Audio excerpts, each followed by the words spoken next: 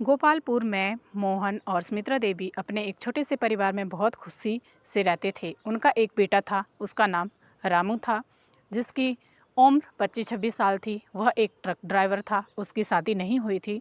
सुमित्रा देवी और मोहन दोनों अपने बच्चे के बारे में सोचते रहते थे कि कब उसकी शादी होगी, कब हम उसके बच्चों को अपने घर में अपनी गोदी में खिलाएंगे। एक दिन दोनों पति पत्नी घर के बाहर खड़े हुए थे तो सामने से रामू को आते हुए देखता है कि उसके साथ एक लड़की आई हुई है, जो कि लाल रंग के जोड़े में उसके साथ खड़ी हुई है। रामू अपने पिताजी से कहता है, पिताजी, इनसे मिलिए, इनका नाम सीता है। मैंने इनसे शादी कर ली है, मुझे माफ़ कर देना। मैंने आपको बिना बताए हुए इनसे शादी कर ली है। मैं आपको बताने ही वाला था, किंतु सीता की शादी इसके माता पिता ने कहीं और तय कर दी थी और 1-2 दिन में इसकी शादी भी थी। तो हमने निर्णय लिया कि हम एक दूसरे के साथ शादी करेंगे और हमने भाग के शादी कर ली। तभी मोहन कहता है, बेटा तू एक बार हमें बता तो देता, हम सीता की माता पिता के घर जाते और सीता का हाथ तेरे लिए मांगते और तुम लोगों की अच्छे से धूमधाम से शादी करते। हमारे भी आखिर सपने थे। मैंने भी सोचा था कि मैं अपने बेटे का विवाह करूँगा तो बहुत धूमधाम से करूँगा। हमारे सपने तो ऐसे ही रह गए। हर माता पिता का ख्वाब यही होता है कि अपने बच्चे की जब शादी होगी तो अपने हाथों से करेंगे, उनके लिए हर वो चीज़ करेंगे जिनको उन्होंने कई सालों से सपने संजो के रखे होते हैं। बस इसी तरह वह थोड़े से नाराज़ थे, थोड़े से खुश थे, लेकिन अब क्या था, राजू ने सीता के साथ शादी कर ली थी और उन्हें मोहन ने हंसी खुशी अपना लिया था। सुमित्रा देवी वो भी मन ही मन सोच रही थी कि अब क्या किया जाए। अब इनकी शादी तो हो गई है, इसे घर से निकाल भी नहीं सकते हैं, तो इसे हंसी खुशी से अपने घर में रख लेते हैं। बस ये सब सोचते सोचते शाम हो गई। सुमित्रा देवी अपने रसोई घर में जाती है और सबके लिए खाना बनाने लगती है। वह अपने मन में सोचती है, बहू का तो पहला ही दिन है और वैसे भी नई नवेली है, तो उसे तो पता भी नहीं होगा कि कैसे कामकाज किया जाता है और क्या क्या काम करना है। उसे मुझे सब कुछ सिखाना है और उसको अपनी बेटी के जैसे रखना है। मैं उसे खुले दिल से अपनाऊंगी तो वो भी हमें खुले दिल से अपनाएगी और वो जल्दी ही हमारे साथ घुल मिल जाएगी।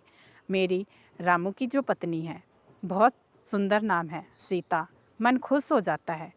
बेटा तुम आराम से इस घर में रहो, तुम्हारा ही घर है और तुम्हें मैंने बहू के रूप में स्वीकार कर लिया है।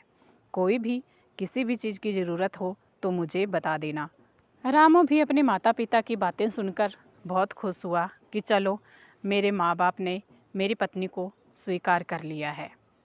और बस वह वहाँ से चला जाता है कि सास बहू के बीच में मैं क्या बातें करूं और क्या सुनूं। अब आखिर इसको यहीं पर तो रहना है। रामू रोज़ अपने काम पे जाता और शाम को घर आ जाता। बस इसी तरह से वह खुश थे और सीता भी अपने कामों को अच्छे से करने लगी। सुमित्रा देवी उसको हर चीज़ समझाने लगी कि किस तरह से क्या काम करना है और बस इसी तरह से रोज़ वो अपने कामों को अच्छे से करती। इसी तरह शादी को 1 हफ्ता हो गया है। रामू सीता से पूछता है, सीता तुम्हें किसी भी चीज़ की कोई परेशानी तो नहीं है? तुम मुझे बता सकती हो और अगर तुम्हें कोई परेशानी है तो मैं उसे दूर करने की पूरी कोशिश करूँगा। तुम खुश तो हो? सीता कहती है, हाँ मैं खुश हूँ, मुझे वह सारी खुशियाँ मिल गई है जो कि मैंने सोचा था।